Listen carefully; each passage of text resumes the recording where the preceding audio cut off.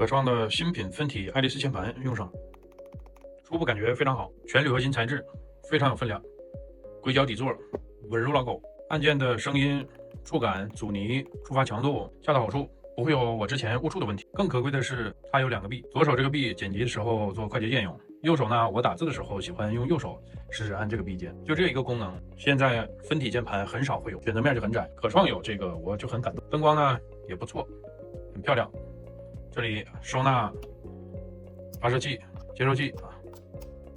磁吸中间的连接，它的连接方式还是很丰富啊。我为了省事，并且懒得充电，就直接有线了。